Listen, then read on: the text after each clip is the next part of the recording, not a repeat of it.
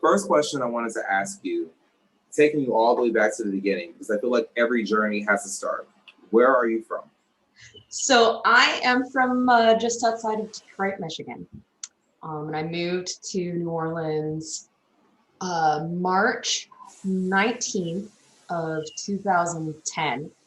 It was St. Joseph's night. I know a couple people from Michigan, but tell me what it was like growing up in Michigan. You're Cold. actually the first person in this interview series who's from Michigan. It was cold. It was very cold. No, you know, my family's been up there for a while, and it was a really lovely place to grow up in terms of the natural environment with the hills and the trees and the lakes, and also just being surrounded by family the way that I was. So yeah, it was really good. But I started coming down to New Orleans and into a few places on the Gulf Coast when I started working in disaster response in 2008. And I kind of just fell in love with the area and also the fact that it didn't snow. So in 2010, I finally just realized that I didn't have a mortgage or a dog, and I could put everything I owned into the back of a small car and just move. And I did. And it was the best decision I've ever made in my life.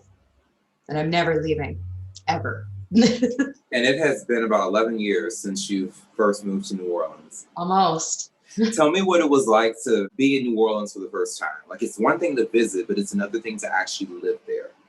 Yeah, it was. So, like I said, I'd been coming down for a while. I'd been to several Mardi Gras. I had a lot of friends here. I kind of knew my way around.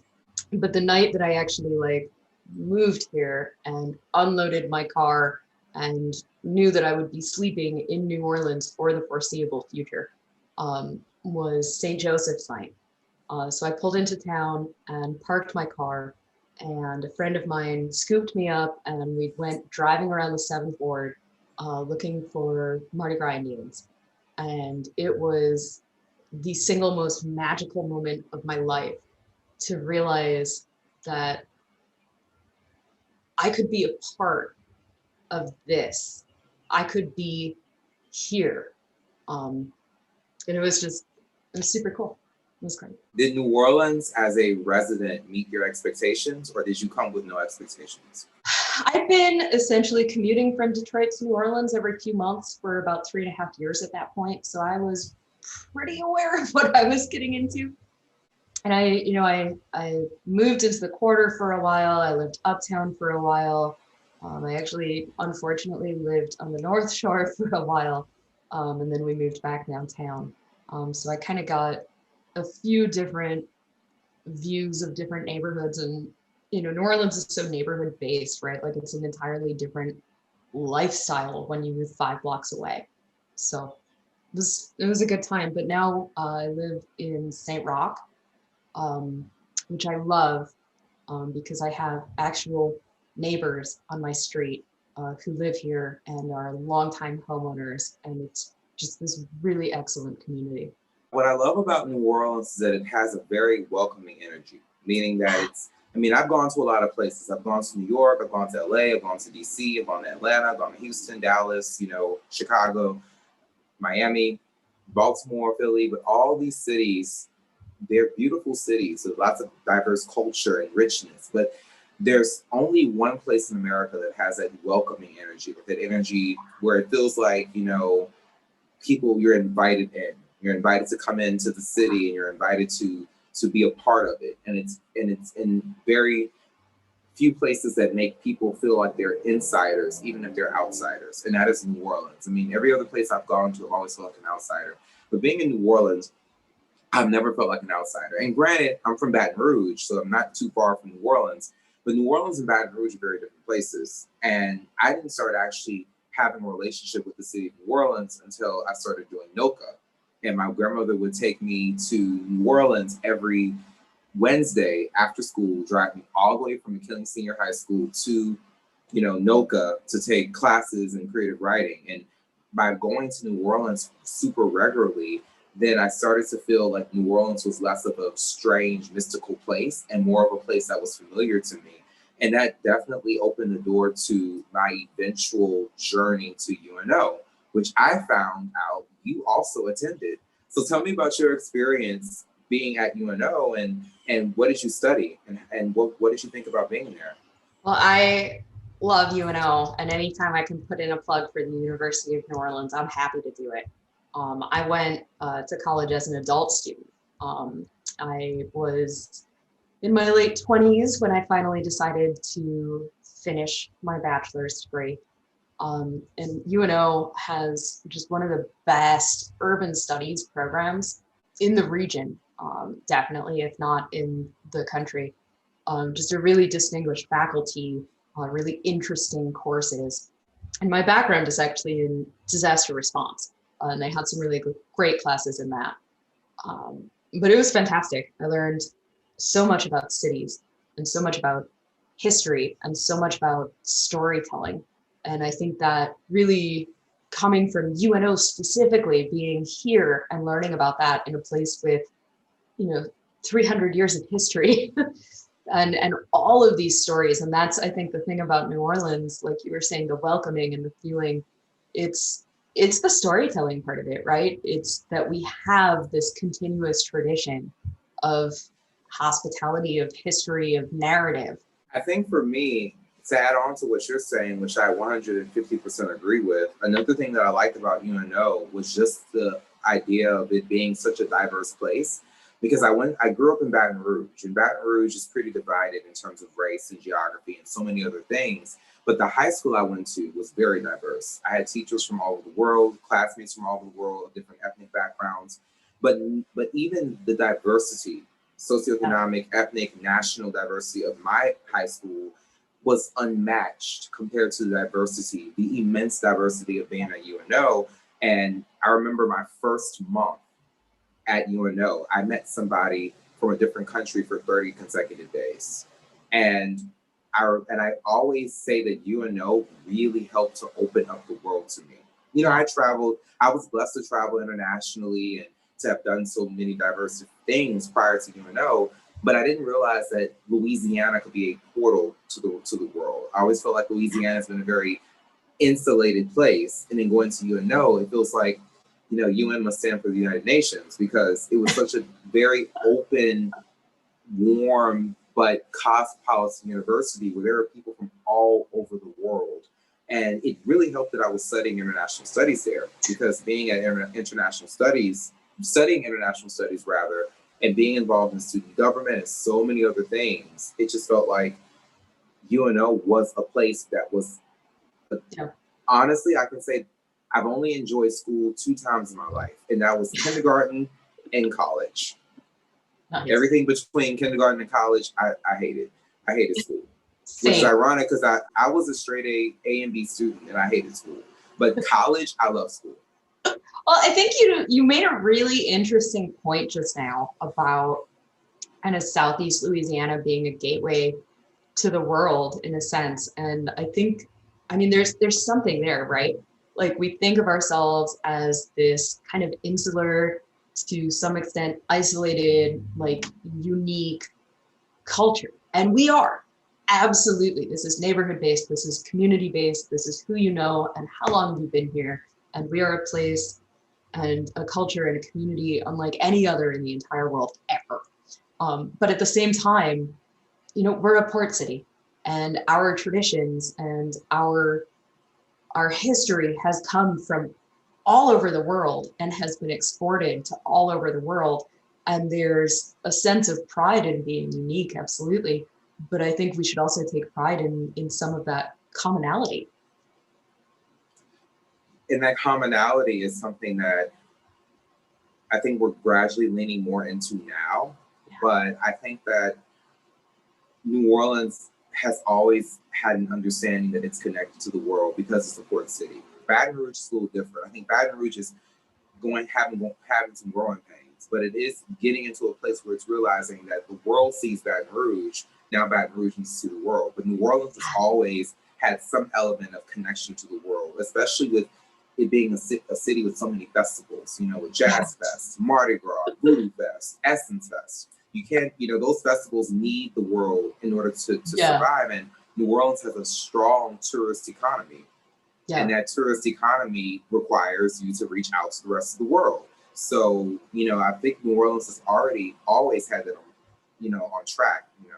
I think we have kind of like these different phases though, you know, right? Like, and it's something that you kind of touched on earlier with that, what was your expectation versus reality of moving to New Orleans and actually living here as opposed to visiting.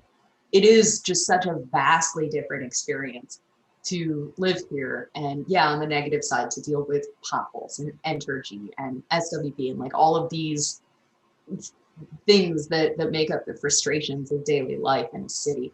But there's also the community aspect of it and the kind of like insider language and to some extent vernacular and how we talk to each other, how we relate, the things we come together on. And then there's also this kind of like external presentation of glitter and Indians and music. And I know I've had people like, oh God, how do you get any work done in New Orleans with all of the jazz and bars? And it's like, that's super great. And like, definitely we do that for sure. And we do it very well. But also I am very likely to be watching Netflix on a Tuesday night. So. Right. And people forget that New Orleans isn't the Las Vegas of the South. Like there are people who live in, you know, New Orleans and have lives. New Orleans isn't a business city like Dallas or Chicago is, but it is a city with businesses. Yeah. And there are a lot of white collar jobs, blue collar jobs, education. There's like 6 universities and colleges in New Orleans. There's so much in New Orleans beyond, you know, Mardi Gras, jazz, and a whole bunch of other like crazy stuff. And there's an interesting question in like the equity of the cultural economy, right? And I think we're really kind of going to have to come to terms with that right now during coronavirus, when we talk about, you know, however much outsized percent of our economy is based on tourism, and we're building our budget on the backs of musicians and artists and performers and bartenders and servers and all of these people who earn, you know, obviously significantly less than what they should. And now that particular section of the economy has been pretty well devastated and probably will be for a while. How do we build equity and strengthen that specific section of the economy as kind of a repayment for carrying us for so long? That is actually a really good question that I'm going to ask you, because I know it's so ironic, but I know that you do a lot of work with, you know, providing assistance to tourist workers through Culture Aid. I know a little bit about Culture Aid, NOLA, because I had a chance to research and I do my homework before I interview people. But there are some people watching who may be like, Culture Aid, what is that? So tell me about, you know, the impact that the pandemic has had on the tourist economy in New Orleans, just on the economy, the hospitality economy in general, and how Culture Aid kind of stepped into the picture of helping to alleviate some of the issues created by the pandemic. So Culture Aid is actually a relatively new organization. We were founded March 23rd, 2020, a very auspicious day for us. We served 500 meals that day, and just to people randomly, working with a team of chefs. A few days after that, we served 750 meals, and a few days after that, it was 5,000. And that's, I think, kind of the point when we realized that there was a need, there was a rising need, and we kind of had to step into that space and do the work in a very real and very immediate way. We began to focus very specifically on hospitality and culture workers, because they are bearing the brunt of this, as we just touched on. And we know that, you know, these are people who have held up the city budget and the regional budget to some extent for a while, and they're not going to be eligible for a lot of other assistance, whether that's because they don't have, you know, the W-2 that they need for unemployment, or they live in a very informal economy. They're street performers who get paid in cash tips. They can't prove that they lost business.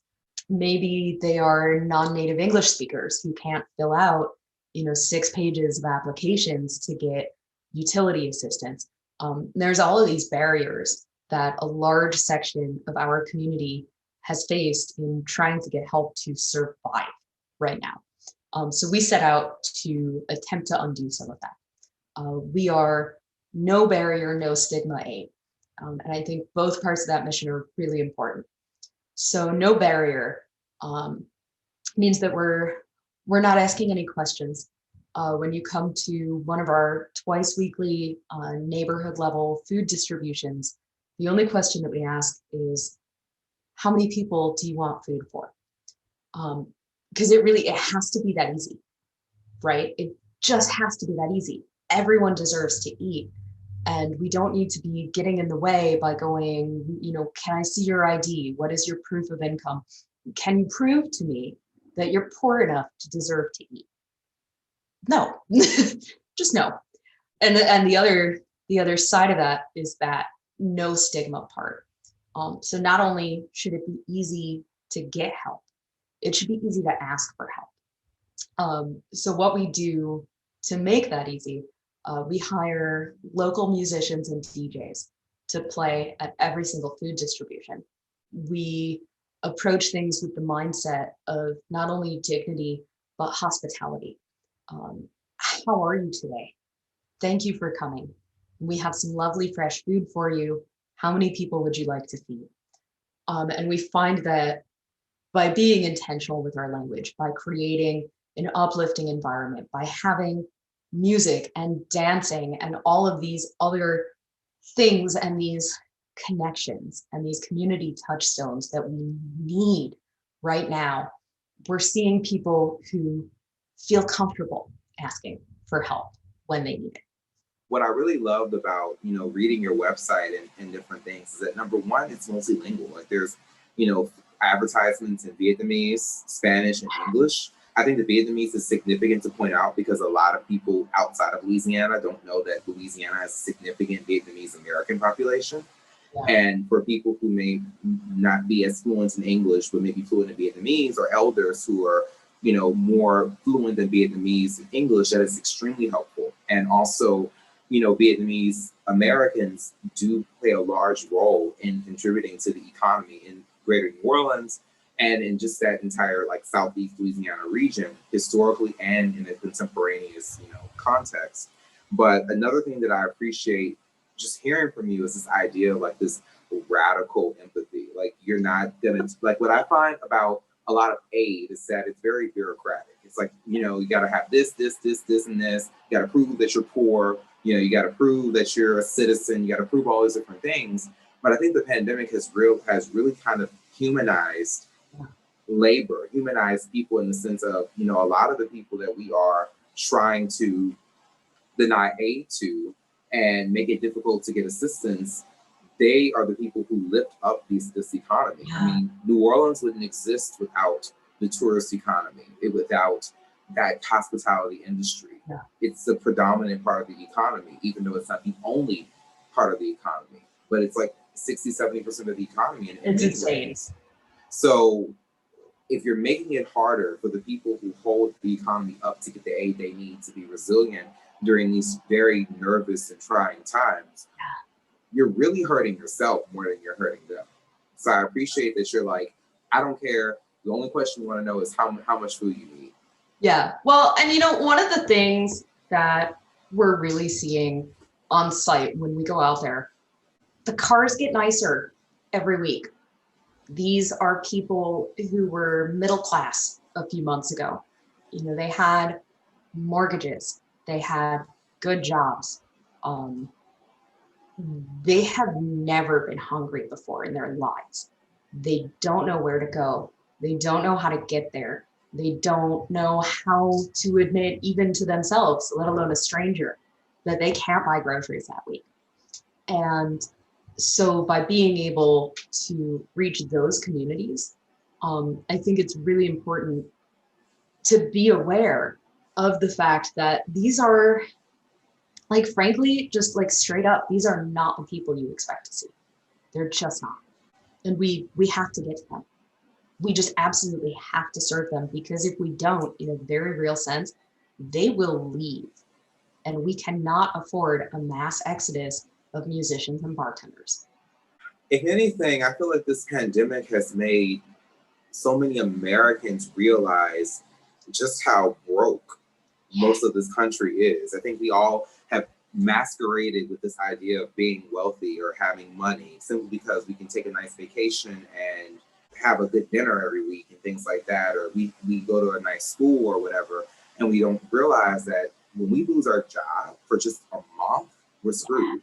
And I think because the pandemic has equalized the job losses, everybody from janitors to CEOs are getting laid off because of this pandemic. So the person who's on food stamps, working multiple jobs to get by is just as much in the trenches as someone who had a salary job and a 501k and 401k, not 501k, 401k, and healthcare benefits and all that kind of stuff. Yeah.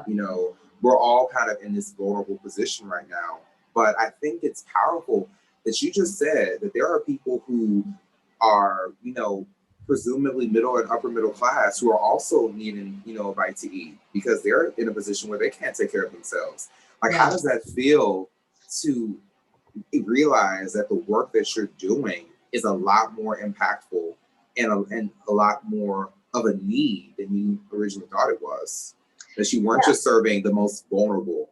Well, you're using a really good word, that vulnerable word. And I think that that's something that I'd like us, as a society to pay more attention to, is that concept of vulnerable. There's some really interesting data. It's called ALICE, asset limited, income constrained, employed. And it's basically a measure of people who cannot afford to lose a single paycheck. And I think that's a lot more people than people realize. One of the things that we like to say is hunger is not someone else's problem. This is someone you know. I guarantee you someone you know is hungry this week. It might be the bartender at the neighborhood spot down the street. It might be the street musician that you heard a few months ago. It might be the nurse at the clinic down the street. It's someone you know. And I think that what this pandemic and economic catastrophe has exposed for a lot of people is just how close to the edge they and their neighbors and their friends really are. And I am hoping and praying that we come out of this with a sense that the support networks, to some extent on a systemic level, are not enough. No one should ever be in the position of having to choose between rent, food, medical care, electricity. These are all things that as a society, we can come together. This is fixable. This is solvable. There's no vaccine for hunger, but there is a solution, and we just have to want it bad enough. I think that if anything, this pandemic has really shown just how completely off we have been with our conversations on poverty and class. Because when the pandemic first started, a lot of people were really in this position of, being more charitable and also being more empathetic to people who were impoverished or people who were struggling to make ends meet. But prior to the pandemic, we still were having a debate on the $15 minimum wage. People were like, oh, if you pay people this much money, then businesses will lose money, all that kind of stuff. Not realizing that, in my opinion, if people have more money to spend, that means people are going to spend more money because they have more money. They don't have to make, spend every dollar to pay their bills. They can have a little bit of money left over to put back into the economy, know? And people don't understand that. That's, I think, there's a couple of points there that you made that I'm interested in. One, I don't like this concept of charitable or impoverished. I would so much rather talk about support. I think, we need to move away from this kind of like, these are the deserving poor mindset, you know, through no fault of their own, they wound up hungry. It's not that it's no fault of their own, it's that it is a fault of ours. You know, this is not a thing that just happens. This is a system that we have built and that we need to reckon with. And these are not necessarily, as I was saying earlier, people who are impoverished. These are people who are being faced with making choices between rent and food and moose socks even, right? And we want to make those choices easier by saying, your groceries are taken care of. We got this. Go buy the other things that you need to stay alive, to stay housed. So I think that's really important. And that's one of the things that we're trying to do, is we're trying to take a look at some of these systems and some of these attitudes that we carry with us as we go out and do the work, and how those affect the work we do. So, and this is one of the things that I'm super excited to talk to you about. So as I mentioned, I've been in disaster response for a while. And one of the things that I am just absolutely sick of is people coming into communities after disasters and building support networks and building resilience and creating systems to solve the problem. And to me, it's just absolutely infuriating and also a waste of money and time. These networks exist. These systems exist. The resilience in these communities exist. We don't need to build it from scratch. We need to support and uplift what's already there. So what we're trying to do is work directly with community members and community leaders to get them the resources they need to support their own communities. We don't need to be getting in the way. So we're working with a few social aid and pleasure clubs to just get them groceries. They know their people. They know what their people need. They know how to get to their people. Give them the resources they need, as well as encouraging other community members and other community groups to pick up food for their friends, to pick up food for their neighbors, to check in on their neighbors, and keep these communities and these connections strong. And I think at the end of the day, that's where the value is. That's where we strengthen existing communities so that we don't have to come back here. So it sounds like Culture Aid has a will and spoke model, where it's kind of like, instead of it being so top down, it's like, okay, we have the aid, but you know the community. So we'll give you what you need so you can help the people in your community. That's one of the things I like about community organizing, because it's empowering. It isn't very paternalistic or, you know, kind of condescending in terms of, we know what's best, we're going to do what we think is best for you. It's more so, you know what's best. We also know what's best for ourselves. We all want to get to the same destination. So let me help you and you help me, we help each other. And so it sounds like it's a very will and spoke kind of thing. I hope it is. And, you know, this is a new space that we're moving into a little bit. We've been doing a lot of, you know, direct programming. We get the food, we set up at our community level sites. We see 350 cars in an hour and a half. We are just putting food in trunks, and we're definitely going to keep those commitments. We're going to try and do even more for those existing commitments. But at the same time, we're going to see what it looks like when we, as a relatively privileged organization, just trust people. Like, that's it. At the end of the day, it's trust. You know what you need. That's it. You know what you need. Tell us what you need. We trust that you will use it in the most equitable fashion for you, whether that's you keep the groceries, or you give your neighbor the groceries, or you use the groceries to facilitate connections on your block. I don't care. Take the groceries. We trust you. Be kind to yourself. That's it. That's awesome. That's really. I hope so. I hope it works. I think it'll work. That's really, really dope. I mean it. It's really, really dope. But a question I want to ask you, since you did mention about, working with different organizations and even people who are in the economy and the industries in New Orleans, that requires a lot of collaboration. And collaboration is not easy, even if it's among people who you share values and interests with. So how do you make these collaborations happen?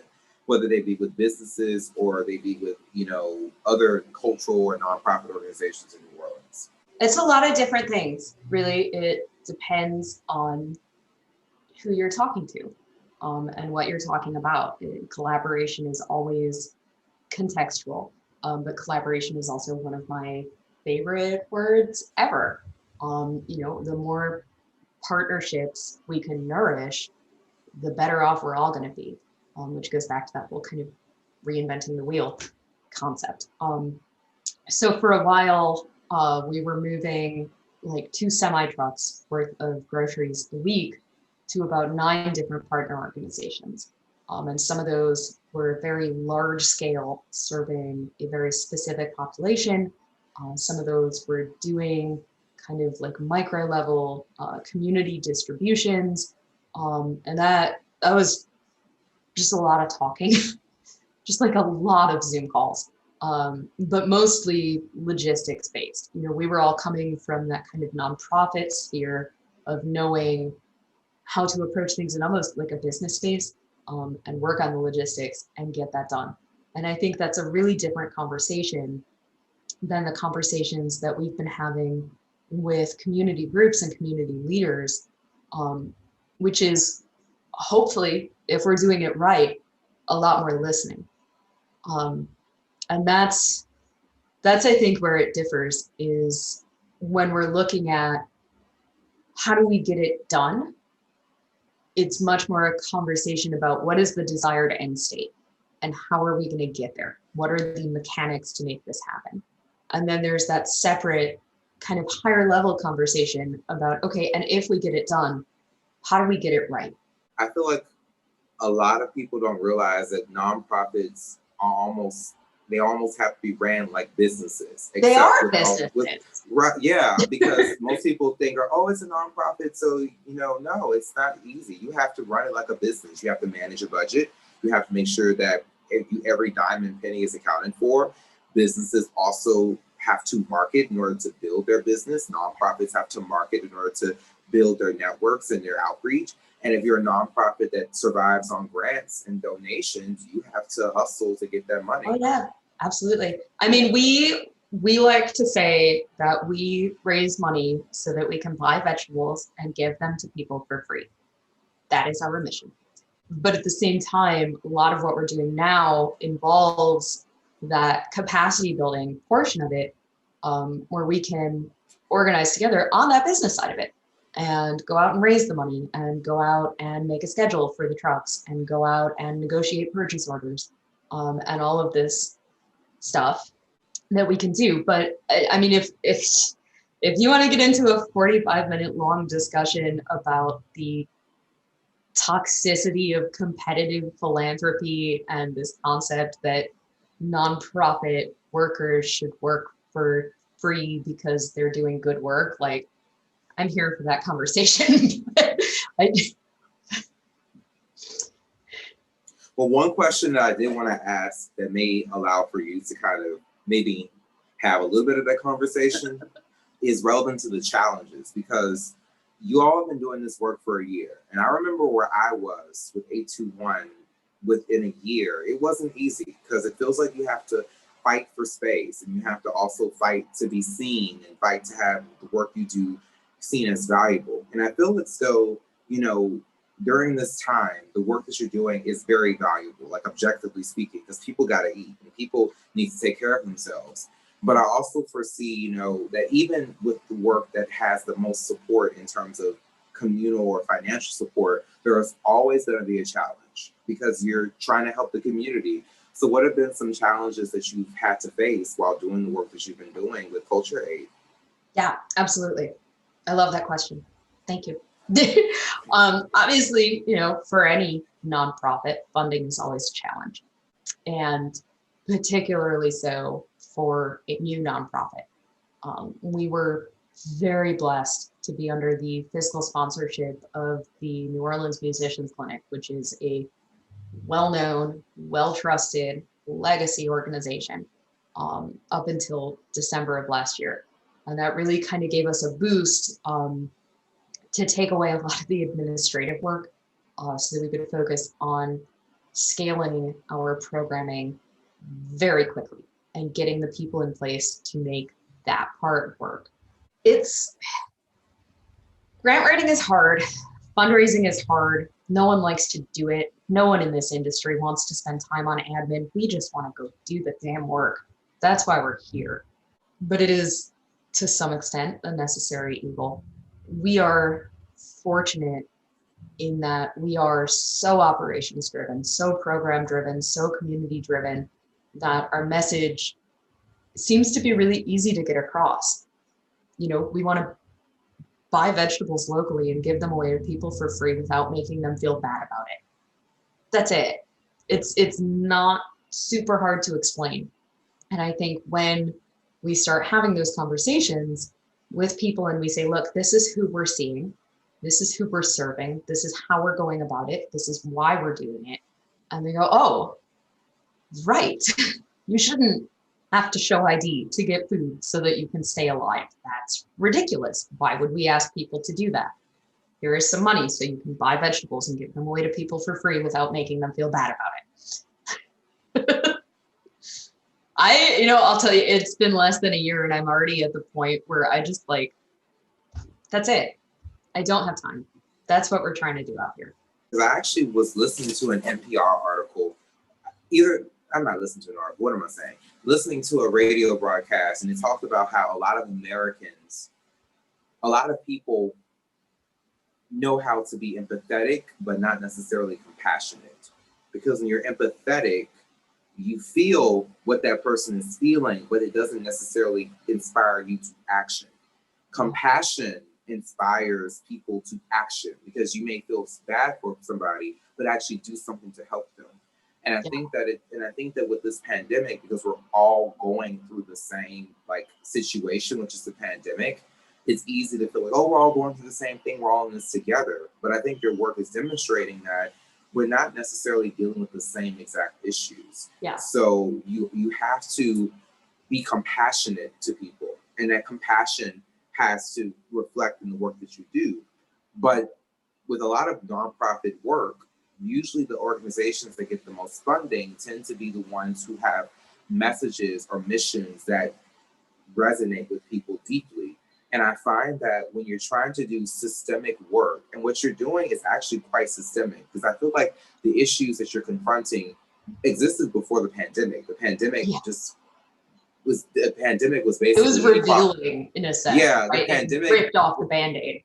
Yeah, the pandemic has basically been inequality on steroids. It's like, and I think that people may see your work and be like, oh, you're feeding hungry people, let's give you money, not realizing that you're trying to do something deeper. You're trying to give people the support they need so that the economy can stay afloat. Yeah. Well, and that's, a question we've been getting a lot lately. One of the things that we've been kind of trying to deal with, in the first year, from March to December, it was very, do it now, do the work. We support you doing the work.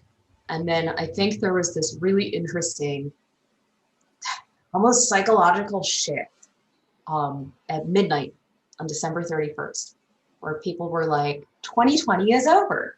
We survived 2020. Now we can all start healing and moving on.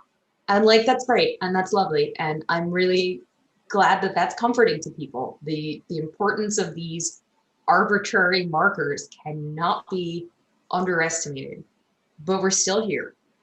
And particularly, we're still here in New Orleans, in Southeast Louisiana, because of that tourism economy that you and I were talking about earlier. A vaccine might open up Chicago. It might open up Denver. It's not going to open up New Orleans, because we're looking at a year without a Mardi Gras, without a French Quarter Fest, without a Jazz Fest, without a Festival International. All of these things that keep our economy afloat from really Halloween into May so that our tourism economy can survive August. And people have already spent their savings and they're going into a year without being able to build up other savings. And I think that we need to really be aware of the fact that we are going to be in this really precarious economic space a lot longer than most other places. And I think that my desired action from that conversation, from that realization, is one, hopefully that people will stop asking what is culture going to do in 6 months. Well, we're still going to feed people. They're still going to be hungry. Like we are not attempting to move away from that. But also I think that we need to have a recognition that recovery from this is not measured in months. It's not measured in years. Hopefully, if we're lucky, if we're very good to each other, it will be measured in decades. It is a disaster, but it is not a traditional physical disaster. We're not looking for the water line on the houses. We're not looking for the debris field. We're not looking for, any of these kind of signifiers of the extent of the damage. There's no way to say, well, the power is back on, so this neighborhood is okay. We have no idea what this is doing to our cultural community right now, whether it's directly coronavirus and illness and the people and the talent that we have lost, or whether it's economic conditions that force a musician to take a job as an Uber driver or anything else. We have no idea. And the only way, in my opinion, the only way out, the only way through, the only way that we come together in some semblance of whole on the other side is by supporting each other in a very intentional, very grassroots kind of way. We have got to find a way to keep these community connections strong in a time when we can't come together. And that, I think, is going to be the key. And that's, a lot of what we're trying to do with having musicians and DJs on site, with accepting groups of volunteers, with supporting social aid and pleasure clubs to keep their networks strong, with working with, people to pick up a few sets of groceries for their neighbors so that they have a reason to talk to each other. That's the way through. Usually when I do these interviews, I always have a list of questions and I kind of try and ask all of my questions. But I'm finding that as I'm talking to you, the questions just keep coming and coming and coming. So I literally have like a notebook of questions, like a note page of questions to ask you, because it's just so much that I wanted to ask you about. I'm just having so much fun. I'm having glad. So much fun talking to you. You're bringing up stuff that like I don't usually get a chance to really explore with people. And I'm just really grateful for this conversation. Well, I'm grateful that you also feel like this is helping you. If you feel that way, and don't worry, we're not done with the interview yet. But if you already feel that way, that means I've done my job. You have, absolutely. Yeah. So I have a couple of questions to ask you. The first question I want to ask you was to kind of piggyback on something that you were saying earlier about how, New Orleans is going to have a lot of recovery that's going to be beyond when the rest of the country opens up. Like, even though the rest of the country opening up and the world opening up may allow for more people to come to New Orleans, tourism, and this is from my international tourism class at UNO, tourism is often based on perception. People won't go to a place that they perceive it a certain place. So for example, New York had, a tourism issue after 9/11 because people were like, okay, is it safe to travel? Paris had an issue with their terrorist attack. Also with Katrina, a decade after Katrina happened, when I was going to grad school in New England, people were still asking me if New Orleans was still like messed up. And I was like, dude, that was 10 years ago. I mean, there are inequalities, but the city is not underwater still, But if people still think that way, then they're probably not going to want to hop on a plane or hop in a car and drive, so many hours to New Orleans. But I also think that in addition to the recovery from the pandemic, New Orleans is also going to have to address a lot of long-term social issues, because there have been a lot of issues that have threatened the culture and tourist economy, like gentrification, the lack of a living wage, the like poverty, the this over importance given to tourists and people with a lot of money at the expense of people. So what the question I have is, what impact do you feel like these ongoing social issues that aren't necessarily connected to the pandemic have on the work that you do as well? And what impact do you feel like things like gentrification and poverty and these other economic issues will have in possibly making your work last longer than the pandemic? I'm sorry I'm like smiling so much because this is a really depressing topic, but I am an urban studies major. Most of my work was in gentrification, and I would like to get really angry right now at the commodification of culture, and the direct lack of equity that perpetuates. So we've talked huh? Yeah. Bring it. So let's do it. I hate Airbnb with a violent and undying passion. So we can go all the way back to the 70s into the 80s, when we decided that during the oil industry collapse, we were going to pivot to tourism, and we built this economy off of this authentic New Orleans brand, right? And we have built and grown on that for quite some time. But I think, and it's a difficult conversation for me to have as a person who moved here from Detroit and who is not actually a participant in the cultural economy. I am very aware that I am an outsider, and to a very large, very real extent, I am also a gentrifier. I came down here, I own a home in St. Roch. Before that, I lived in the Marigny. Like, these are places that have or are currently suffering some of the most extreme effects from gentrification, from Airbnb, from the commodification of culture. So I try and be really aware and acknowledge the specific roles that my choices have played in some of these issues. And it's a hard thing, so bear with me, please. I think when we created this tourist economy, it's great. It's fantastic. People make a lot of money off of it. And it allows New Orleanians specifically to live the lives that they want to live. Brass band musician is not a viable occupation anywhere but here. You cannot be a career hospitality professional to the extent that you can here anywhere but here. Large scale event management is not a stationary position anywhere but here. And that has brought in a really creative aspect to our way of life that is beautiful and is great and is where we need to be.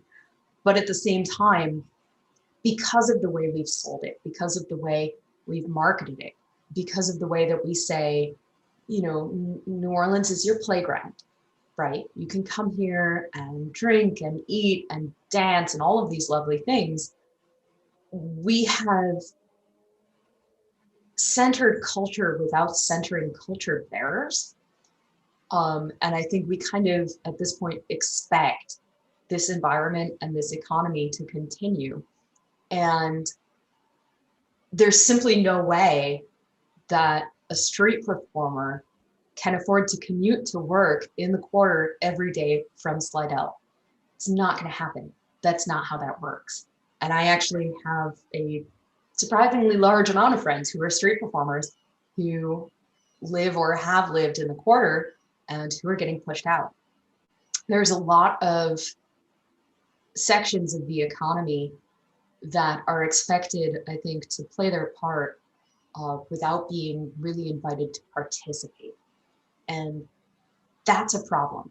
When we look at, this is one of those areas where it's a little hard for for me to feel kind of correct in talking about it. When we look at neighborhoods like Pume, the oldest African-American neighborhood in the country, known for vibrant and authentic, whatever that means, culture, and this place of community in like the realest sense of that word. And then we're going to pave over it, knock down houses, put a park. Great. Then we're going to make it super, super expensive to live in because it's right next to the very expensive and desirable French Quarter. Great. Then we're going to kick all of the residents who managed to stay through all of that, some of them for generations, out so that we can host bachelor parties from Dallas in an Airbnb. Like, we are killing the goose that laid the golden egg. That's it. And we're doing it because we're so interested in selling the culture without inviting the culture, without engaging the culture. And it's going to kill us.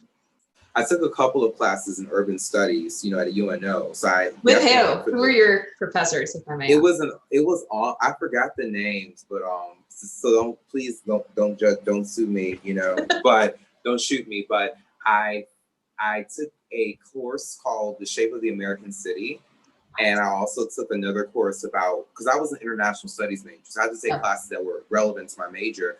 And I took another course called Cities of the Global South, which talked about yeah, it was we may have been classmates, who knows? Because it was an online class. But yeah, but to get serious again, I see things, because I have a lot more background in sociology and anthropology and poli-sci. I see things from more like social science, like sociology standpoint. And I think that when you commodify culture, people experience a place through that commodified lens. Just like, for example, Las Vegas has people who live in Las Vegas who are not connected to Caesar's Palace and beneath in the wind. I actually have family in Vegas. Yeah, there are people in Vegas who don't live on the Strip, whose lives are not connected to the Strip. But most people see Vegas not as a city of, diverse people. They see it as a city with the Strip. Miami is seen as a city with, the beach clubs and the beach resorts. People don't realize that Miami has a rich culture. In fact, I interviewed somebody very recently who's from Miami, part of this interview series, by the way. But when I've talked to people from other parts of the world in the country who comes to New Orleans, even though they may have nothing but glowing reviews about their experience in New Orleans, they always say mostly very touristic, very Disneyland kind of things about New Orleans. Like, oh my God, the jazz, the music, everybody, it's the beads. And when you only think of New Orleans as a city that only is valuable in a touristic sense, only valuable for Mardi Gras, Jazz Fest, and, to entertain people, you don't get to think about their issus. Yes. When we think about New York, we have so many ways that we see New York. We have so many ways that we see Los Angeles. So conversations about gentrification in Los Angeles or in New York or in Chicago have so much weight because we don't see these cities as like simplistic one note cities. We see them as complex places that people live and thrive in. New Orleans, and this has been really an issue, like post-Katrina, has always been seen as a very one-note place. Like, oh, we're gonna go here for Mardi Gras. We're gonna go here to get some food. We don't really care about the fact that the people who are giving you the food, providing the culture, manning the tables at Jazz Fest, cleaning up the Superdome after Essence Fest and Bayou Classic and the Saints games, or cleaning the streets after Mardi Gras. They have, or when you're here on spring break or here on the weekends, the street performers who are performing for cash tips or riding their bikes, giving you tours of different neighborhoods, they got to make a living too. Yeah. And there are social issues here that are stopping them from making a living. So there's less of a sense of compassion and empathy for people who are going through those issues because we still see New Orleans in this very one-note way. There's a couple interesting things there. I mean, one, the tipped minimum wage is $2.13 an hour right here. And that is like criminal. Gross. Disgusting. But there's there's something there to like the difference between a destination and a city. A destination as like an experience and a thing that you can come to and visit, and a city as a complex organism with real people and a lot of moving parts. And I think you're right, when people reduce New Orleans to that downtown visitor friendly core and like, look, I'm an urban studies girl. I love a downtown core. I love a historic mixed use district. Like, I'm here for it. But there's so much more to the city that is real. And we don't all live here because we love jazz, hurricanes, and bees. Like, that's not it. And it goes back to what we were talking about earlier. Like, I am most likely watching Netflix 6 to 7 nights out of the week. Well, all the damn time now because I can't leave my house. But it's a real life, and we don't all participate in the tourist economy. It's a large portion of what we do, what we're known for, how the city pays its bills. But there's doctors and lawyers and teachers and nurses, and there's people who participate in the hospitality industry, but not in the quarter. I feel like after Katrina, and I need to be very clear, I did not live here during Katrina, but I feel like there was this whole thing of like, let's go save New Orleans. Like, we can't lose New Orleans. We're going to go spend our money there. They're open, they're ready. We have to show them we love them and listen to the music. And like, that's great. And that's beautiful. And it definitely worked. You only have to look at freaking Treme on HBO to see that worked. But no one's coming to save us right now. We're not unique. Everyone is going through this. It is a cumulative, collective trauma. And jazz might not save us. Jazz musicians might. And we have to center the people, not the product. Well, I don't want to end this interview on a sad note. No. But so I want to ask a couple of more final follow-up questions to kind of, not to whitewash the issues, more so to maybe if someone is watching this, feel a sense of action, like, a call to action as in many ways. The first question I want to ask is a segue from the point you literally just made. Jazz musicians will save us. And a part of helping jazz musicians who save New Orleans or just save our culture as South Louisianians is to give them the resilience that they need. But we cannot do the work by ourselves. Even though I am doing global citizenship, social justice education work, I feel like everybody has a role to play in making my life easier and my work easier. So what are some things that we, as people who may not be directly involved in Culture Aid NOLA, can do to support Culture Aid's work? And not in the sense of, oh, give us money, help you, give you volunteer, but more so from the sense of you are addressing systemic issues. So how can we, as people who work in nonprofits, or support other nonprofits and causes, work to make your job easier, to where the lines will be getting shorter and shorter because the need no longer exists as much as it does now? Well, I love that you knew that I would go straight for, we need your support, because we all do that, right? In the nonprofit world, we're like, we need your generous support to continue our important work.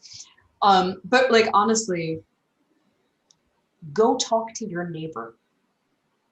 That's it. That's what I need you to do. Go talk to your neighbor. You don't have to go make a new friend. You don't have to go out of your comfort zone. Knock on their door. Stand across the street, yell at each other, wear masks, don't get too close, but ask them how they're doing. That's it. Keep those community connections strong. If they need food and you're in New Orleans, come see me and I will give you some groceries to bring to them. If they just need to see someone's face, that's important. If you just need to be reminded that we are all suffering, this is collective trauma, that's important too. Sometimes Sharing an emoji is important. Talk to another human being. You are not alone, and they are not alone. And we have got to get through this together. So that's like that's what we can do as humans for each other, is continue those connections, continue that community, keep it on a very human to human, person to person level. As organizations, I love it when everybody's logo is on the flyer. I love it when, as nonprofit organizations, we have very real conversations with each other about our strengths, our weaknesses, our missions, and just work together. You know, we have a partner that serves homebound seniors. We have a partner that serves specifically medically vulnerable seniors. We have a partner that serves very specifically people who have just lost work. There's all these different facets that can come together to amplify each other instead of stepping on each other. And that's something that I really hope is going to, in the nonprofit community, come out of this experience. I think we're all exhausted. We're all overwhelmed. For those of us who are out there doing the work, it has been a long 10 months and it is just going to keep happening. And just like we want to ask community members to lean on each other and trust each other and build with each other, we've got to do that on an organizational level as well. I really resonate with your model. It's very similar to A21's model, where we want to empower people to go and empower other people. We want to educate people so that way they can take their knowledge into their own communities and social circles and empower and influence others. But we also want to make sure that people feel a sense of connectedness to each other. Culture Aid's model couldn't be any closer to A21, even though our work and our focuses are very different. But I often feel as though when you have organizations that have like such different models of reaching people, it can be very difficult to communicate the meaning of the work that you do, because they don't understand how you work. So do you hope that this model that you have can be adopted by other organizations and institutions, even if they don't necessarily do the work that you're doing in terms of providing resilience and aid to people? Yeah, that's the dream, right? That's the dream. That we are able to show people that there are really two sides, two facets to the work that needs to be done. I'm always going to be a girl for the work. That's my thing. Go do the work. If you don't do the work, I don't care. So there's two sides to it, right? You have to go meet the immediate need, right? And right now for us, that is, we are going to put groceries in cars. That's it. That's the work that we do. At the end of the day, we run a massive food distribution. We serve 1,300 people at a time in an hour and a half. We pack up, we go home. That is our work. But on the other side, you know, there's that really kind of catchy cliche phrase in the nonprofit world that we're all working to put ourselves out of a job. And I think that's really overused and really trite, and none of us really mean it because we love the work that we do. It's why we do it. But we need to recognize that direct programming needs have to be coupled with systemic changes, organizational changes, community level changes, neighborhood level changes that make that work easier for us, easier for our staff, easier for our community members. There is a way to do this that takes a lot less effort, a lot less time, a lot less money. We can make this effective and efficient and equitable for multiple layers and levels of communities. And that's kind of where I want to get to. Like I said earlier, we're continuing our commitment to our communities to do direct food distribution, but we're also exploring and planning ways to put existing community leaders into the driver's seat on a lot of this. And there's a word that you used a minute ago that I kind of want to get into. You said the word give. I'm a word nerd. I like to be really intentional with language. So we have a list of banned words. We don't say the word need. We don't say the word food bank. We say, are you here for your groceries? But one of the words that I'd really like us as a nonprofit community to get away from is the word give. We should not be in a position of giving resources to someone. We should be in the position of getting resources for them. That's the way forward. You know what? I stand corrected on that. Thank you. I'm gonna start. I'm gonna change my language just by doing that because I Oh my I God. like that.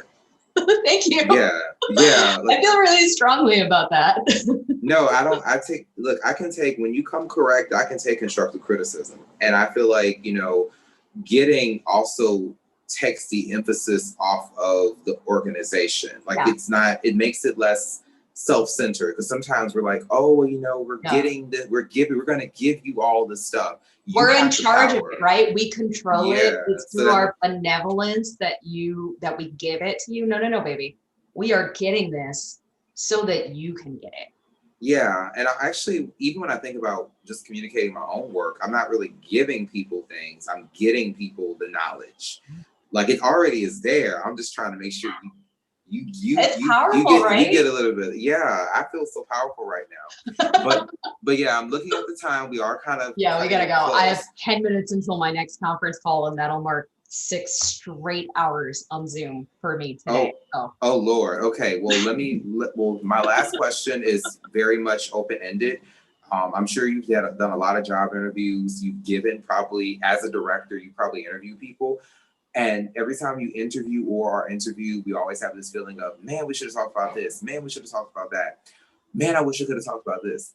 What is something that you'd like to talk about that you have not had a chance to discuss over the course of this interview, that you want to go ahead and get off your chest now, or something that you didn't have a chance to expand on, you'd like to expand on, or just, giving you a chance to have some final thoughts so that way you don't feel like you're leaving not having shared everything you wanted to share?